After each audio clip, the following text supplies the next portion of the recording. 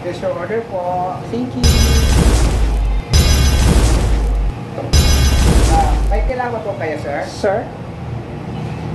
Excuse me, ako tinawag mong sir? Where's your manager? I want to talk to your manager. Hindi mo ba alam, Iho? Magkano ang gastos ko sa pagpapabeauty ko? Sa pagbili ko ng mga pills? Alam mo ba kung magkano? Nagpapacheck up ako every month kay Dr. Abelo.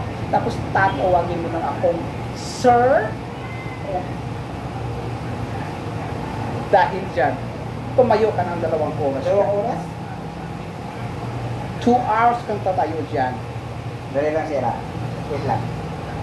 Bigyan mo kayo ng papila.